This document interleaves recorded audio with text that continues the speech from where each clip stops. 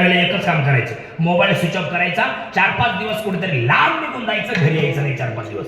पण रागा संतापात कुठला चुकीचा निर्णय घ्यायचा नाही, कारण राग हा फक्त 10-15 मिनिटात असतो. तेवढी रागाचे 15 मिनिटं जर सांभाळाल तर लई मोठ्या संकटामधून वाचाल, आणि तेवढी रागाचे 15 मिनिटं जर नाही सांभाळाल तर लई मोठ्या संकटात या मागच्या लोकांना टाकून जाल. राग प्रत्येकाने सांभाळला पाहिजे. काय वाटतं तुम्हाला? चुकीचं बोललो मी? तुम्ही काहीतरी म्हणाल, मी जाऊ का निघून? बरोबर आहे. मग काहीतरी म्हणाल, मी बरोबर बोललो का नाही? राग हा प्रत्येकाने सांभाळा. राग हा 10 मिनिटात असतो, तेवढे रागाचे 10-15 मिनिटं सांभाळा. विठ्ठल विठ्ठल.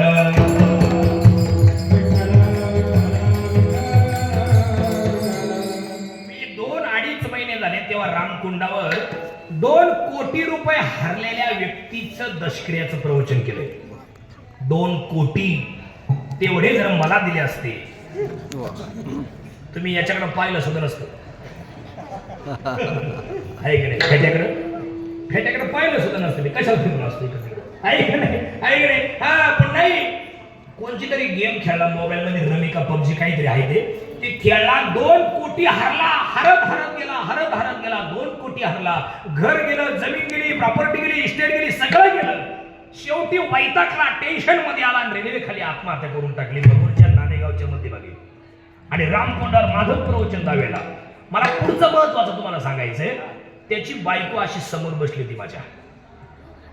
कोणीतरी मला सांगितलं, जो वारला त्याची ही बायको आहे, 7 महिन्याची गर्भवती आहे. किती महिन्याची गर्भवती आहे? 7 महिन्याची. म्हणजे 7 महिन्याचं बाळ तिच्या पोटात आहे. मी तिच्याकडे पाहून टेन्शन मध्ये आलो. चिंतामण महाराज, बरोबर सर. मी विचार केला, म्हणलं ही ज्या दिवशी बाळंतीण होईल त्या दिवशी ती बाळ जेव्हा जन्माला येईल त्याने बाप म्हणायचं पडला. आणि या बाईने इथून पुढचं आयुष्य कोणाकडं आणि कसं पाहून काढायचं? नवरा गेलाय तिचा वाला, आणि वय माहिती किती तिचं वय 24 आहे, आणि जो मेला तिचा नवरा त्याचं वय 28 आहे. 2 कोटी हरला. एकुलता एक बापाला होता. आई बापाची रांडोळी, बायकोची रांडोळी, आणि ती जन्माला येईल त्याची रांडोळी. काय करायचं? आत्महत्या हा त्यावर पर्याय नाही. कुठेतरी लांब नर्मदा परिक्रमेला निघून 4 महिने. पण टेन्शन मध्ये काही वाईट करून घेऊ नका. राग हा 10 मिनिटात असतो. आत्महत्येपायी लोक निघून चालले. पहिला मुद्दा संपला. व्यसनापायी सध्या लोक निघून चालले. काय लोक व्यसन करतायत? भयानक व्यसन लोक करतायत. तुमच्या माहिती करता बोलू का? तुम्हाला राग येईल माझ्या बोलण्याचं, पण माफी मागून बोलतो. सध्या 22 वर्षाच्या पोरी विधवा आहेत. एकनाथ महाराज ऐकले. 25 वर्षाच्या पोरी विधवा आहेत. 30 वर्षाच्या पोरी विधवा आहेत. 22 वर्षाच्या पोरी विधवा आहेत. बाया नाही त्या पोरी. त्यांच्या वयाच्या पोरी शिकतायत. कोण एमपीएससी, कोण यूपीएससी, कोण एलएलबी म्हणजे वकिली, कोण डीएड, कोण एमबीए, कोण बीकॉम, कोण एमकॉम, कोण बीएससी बीएड, कोण नर्सिंगचा कोर्स करते. आणि या विधवा झालाय. बरं, दुसरा नवरा करायची सोय नाही. छोटा बाळ आहे, 1 वर्षाचं, 3 वर्षाचं, 2 वर्षाचं. आणि दुसरा नवरा जर मी केला तर माझ्या या बाळाला कोण सांभाळेल? कोण जीव कोण लावेल त्याला? त्याची हेळसांड होईल. त्या बाईनं आयुष्य कसं आणि कोणाकडे पाहून करायचं? नवरा अटॅक पायी वारला, कॅन्सर पायी वारला, व्यसनापायी गेला, ऍक्सिडेंट मध्ये गेला, कोरोनाच्या काळात सापडला. कसं जगायचं या लोकांनी? आत्महत्येपायी लोक चालले, व्यसनापायी लोक चालले, ऍक्सिडेंट पायी सध्या लोक चालले. पूर्वी रस्त्यावरती कुत्रे मरायची. कुत्रे कोण मरायचं? सगळे बोला. कुत्रे मरायचे. आता होते. आणि मेंदूची विचाराची पातळी एकदा संपली का शरीरातला बीपी हाय लो होतो. आणि शरीरातला बीपी हाय लो झाला की माणसाच्या हृदयाला रक्त पुरवठा करणाऱ्या मूळ 3 रक्तवाहिन्या असतात, त्या ब्लॉकेज होतात. कोणाची 20% ब्लॉक, कोणाची 30% ब्लॉक, कोणाची 80% ब्लॉक. आणि त्या रक्तवाहिन्या ब्लॉक झाल्या की माणसाच्या हृदयाला रक्त पुरवठा वेळेच्या वेळेला होत नाही आणि पुरेसा होत नाही. आणि रक्त पुरवठा वेळेच्या वेळेला आणि पुरेसा न झाल्यामुळे प्रचंड घाम येतो आणि तडफडून माणसं मरतात. आणि त्याला आपल्याकडे याला अटॅक आला असं म्हणतात. अटॅक हा रोग नाही ना. आणि त्याच्यावर मी आता एवढ्या बोलण्यावर मी त्यांचा विश्वास नाही ठेवला. मग मला एक सुभाषित सापडले. चिंता चिता समख्याता बिंदू मात्र विशेषतः निर्जीवम दहते चिता, सजीवम दहते चिंता. चिंता आणि चिता दोघी बहिणी आहेत. आणि दोघींना देवाने जाळले एवढंच काम दिलंय. एक जिवंत माणसाला जाळते आणि एक मेलेल्या माणसाला जाळते. जिवंत माणसाला जाळणारी चिंता, मेलेल्या माणसाला जाळणारी चिता. चिता एकदाच जाळते, पुन्हा पुन्हा जाळीत नाही. पण चिंता पावली जाळते, मिनिटाला जाळते, सेकंदाला जाळते. तुम्हाला पाहिजे का नमुना? तुम्ही सगळे आता माझ्याकडे पाहू राहिले. तुम्ही सगळ्या माझ्याकडे पाहताय. टुकमुक बघतोय चांगला. कशी पाहताय तुम्ही? टुकमुक सगळे माझ्याकडे पाहू राहिले. पण डोक्यात काहीतरी वेगळंच चालू आहे. खोटं बोलायचं नाही. मागं सावता महाराज. आणि त्यांच्याजवळ खुरप पडेल खुरपत बसेल एखाद्याच्या खोटं बोलले सांगा काहीतरी चालूच आहे फक्त पाहू राहिले माझ्याकडे पण डोक्यात काहीतरी वेगळं चालू आहे लई अर्जंट जायचं पण श्राद्ध मध्ये झालं खोटं बोलायचं लई महत्वाचं काम आहे पण हातावा संपितो काय काहीतरी सुरूच आहे याला म्हणायची चिंता चिंता सुखानं खाऊ देत नाही चिंता सुखानं कुठलीच गोष्ट काही होऊ देत नाही आणि म्हणून तुकाराम महाराजांचा आग्रह असा चिंतामण महाराज नवनाथ महाराज चिंता करून चिंता रचण्याची वेळ येऊ नये एवढ्या करता माणसाने मधला पर्याय काढावा सगळा असणारा काळ चिंतनात घालवा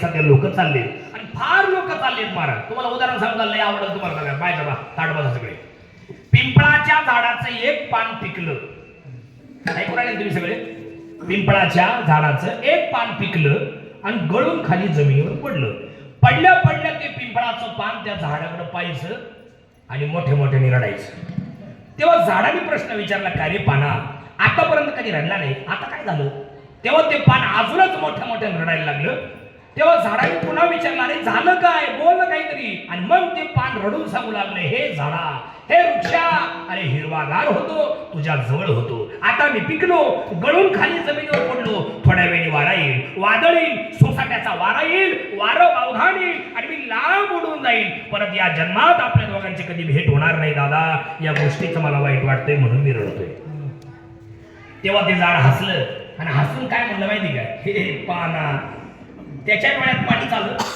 झाडाच्या बी पण हसून जिरवली त्यांनी सांगितलं हे पाना अरे तुझ्या आधी लई जण पिकले बाळा गळून पडले उडून गेले आता तू पिकला गळून पडला उडून जाणारे तुझ्या नंतरही अनेक जण पिकणारे गळून पडणारे उडून जाणारे याचा अर्थ असा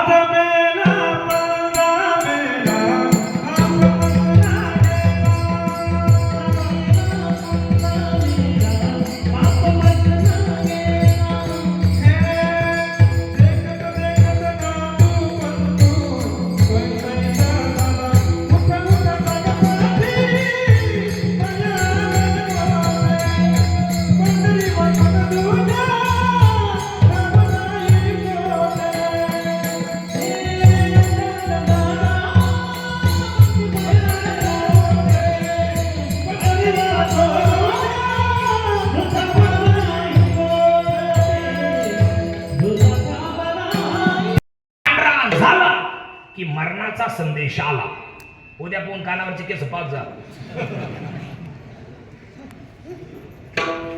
झोपली जागे जागे मला वाटत गंमत केली नाही तर बेटा पुढं काल लग्न खूप होते लग्नाला जायला ऐक ऐक मुद्दा आपला हा चालला होता कानावरचा केस पांढरा झाला का समजून घ्यायचा मरणाचा संदेश आला नाही का नाही आता आता हा झाला तुकोबांचा पुरावा आता ज्ञानेश्वर माऊलींचा पुरावा काने घालून या मोठ नाद जे ऐकावे न ऐकता जाणावे 9 दिवस असे कानात बोट घालायला सांगितले ज्ञानेश्वर महाराजांनी. आणि ते जर आवाज येतो बघा, गुम असा रातकड्यासारखा आवाज प्रत्येकाच्या कानात येतोय, आणि तो जर नाही आला तर समजून घ्यायचं 9 दिवस आपला आयुष्य राहिले. भोवयाच्या गाठी न दिसता जाना, आयुष्याची गणना 7 दिवस. आपल्या भोवया प्रत्येकाला दिसतात. भोवया ॲब्रो, त्यांना भोवया नाही कळत, आब्रो कळत. भोवया जर नाही दिसल्या तर समजून घ्यायचं 7 दिवस. डोळ्यावर डाव्या साईडनं उजव्या साईडला एक काळ्या कलरचं गोल चक्र दिसतं बघा, मोर पिसाऱ्यावर जसं असतं ना डोळा, तसं चक्र दिसतं बघा. डाव्या बाजूने केलं की उजव्या बाजूने दिसतं, उजव्या बाजूने केलं की डाव्या बाजूने दिसतंय. आमच्या जर नाही दिसलं करून पाहिले का? हा, झाली सुरुवात, बरं झाली. आहे का नाही? आणि पुढचा संदेश सांगितलाय, नासागरीचे आग्र न दिसता नयनी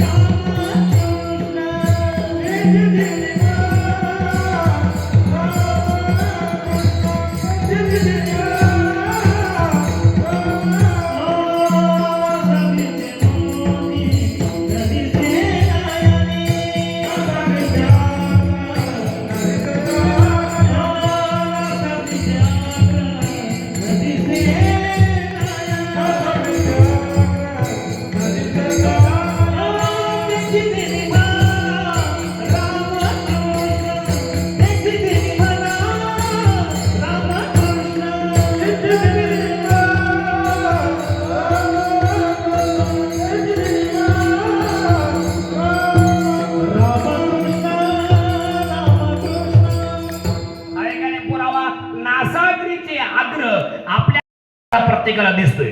असं पहा, असं तोंड सरळ करा, खाली बघा आणि बघा नाकाचा शेंडा दिसते. दोन्ही डोळे एकत्र केलं तोंड घोबडावान दिसतं. पण बघा, नाकाचा शेंडा प्रत्येकाला दिसतोय, आणि तो जर नाही दिसला तर शनिवार सोडायला आपण नाही. म्हातारे बाय आहे की चष्मेवाली आई, इकडे बाय, तुला विचारतो, इकडे बाय. आता मध्ये कोणी बोलायचं नाही अजिबात. जेवढे लोगडेवाले आहेत त्यांनीच बोलायचं, बाकीच्या नाही बोलायचं. साडेवाल्या इकडे बा, म्हाताऱ्या आहे. आई, माणूस मेल्यावर पहिला प्रयोग कुठं होत असतो? आहे माणूस मेल्यावर पहिला प्रयोग माणसाच्या कुठल्या अवयवावर होतो? बरोबर आहे, मोठ्याने बोला. नाकावर. आता या मी त्यांना मेसेज करणार व्हॉट्सअपला, मी जिकडे विचारले आज सांगा. बरं, पुढचं आई, नाकाचा शेंडा कसा होतो? मोठ्याने वा. आई, आता परत बोला, ज्यांना माहिती त्यांनी बोला. हे कानाचे कल्ले कसे होतात माणूस मेल्यावर? असे पडतात. हे असे नासागरीचे आग्र म्हणजे शेंडा न दिसता नयने, त्याची दिनी म्हणा रामकृष्ण. आणि हे जर खोटं वाटलं तर ज्ञानदेव म्हणे हे साधूचे लक्षण. अंतकाळी आपण पहावे गे. याच्यातलं एक जरी लक्षण कमी दिसलं, नाकाचा शेंडा दिसतोय का? मग ठीक आहे, दिसत नाही रामकृष्णारी मला. डोळ्यातलं चक्र दिसतंय का? मग ठीक आहे, दिसत नाही. आजचा हा आपला शेवटचा दिवस. मरणादी सावध व्हावे.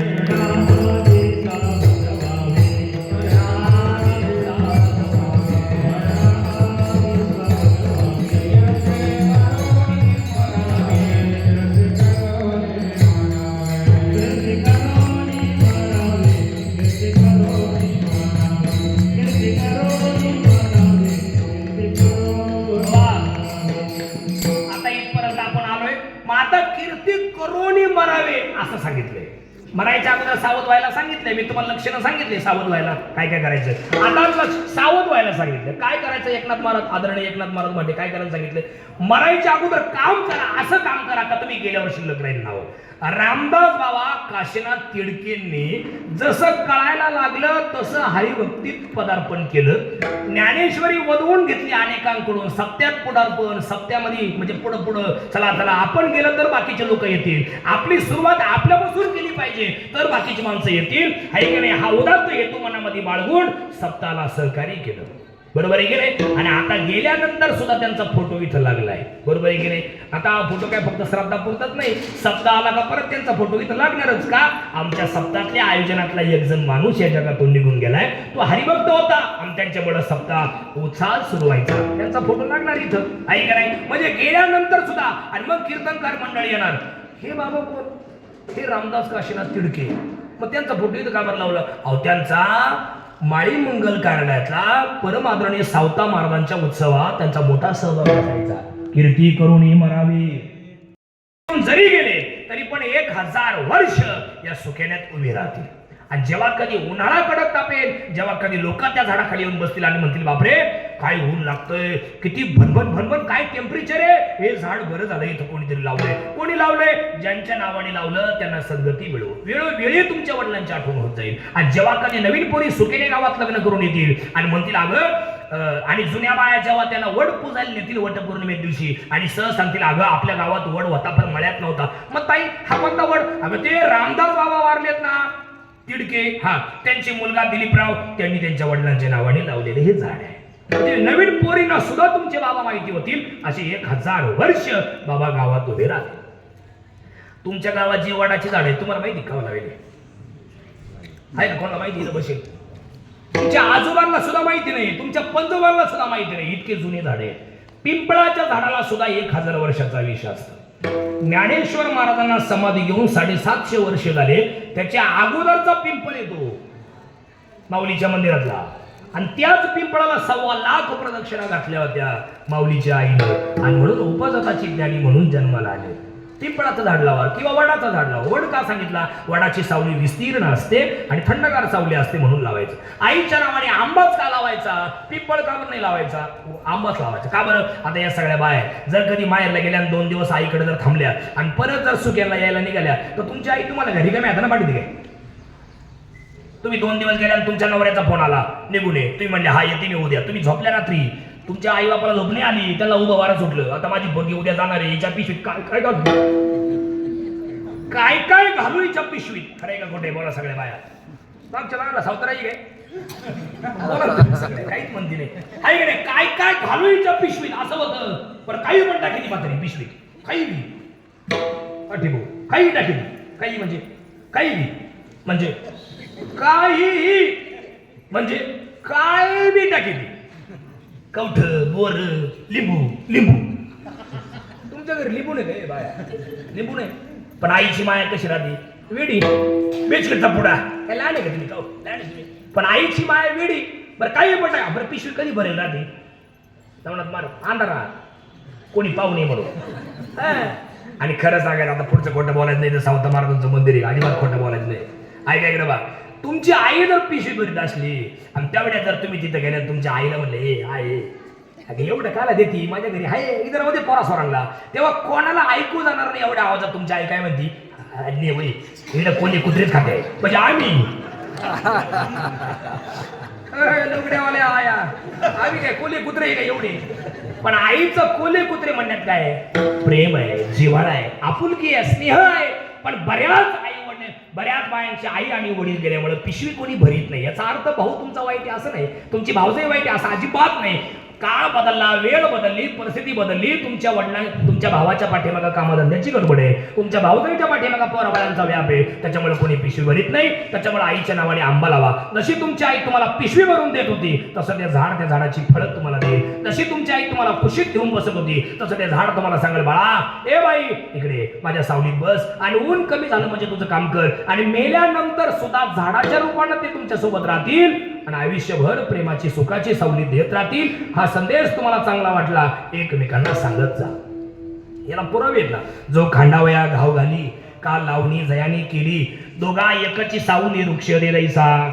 आई वडिलांना तुम्ही वाईट जरी बोलले तरी ते आशीर्वाद देतात. समजा नजर चुकीने एखादा शब्द तुम्ही मोठ्या आवाजात बोलले तरी ते माफ करून घेतात. का आपलाच आहे, कुठं लोकांचा बोललाय असं बोलून ते माफ करतात. तसं झाड तोडायला तुम्ही झाडाला दगड मारा, झाड रागवत नाही, उलट दगड मारणाऱ्याला 2 कैऱ्या देतं आणि वरून सांगतो भाऊ तू तुझी लायकी दाखवली, मला दगड हाणला, तू दगड हाण, पण दगड हाणल्यानंतरही मी तुला फळ देणं हे माझं काम आहे. तसं आई वडिलांना तुम्ही शिव्या द्या, वाईट बोला, घाण बोला, हे तुमचं काम आहे. पण पण शिव्या देऊ नये, आशीर्वाद देणं हे त्यांचं काम आहे. म्हणून त्यांच्या नावाने झाडं लावा. विठोबा रघुवा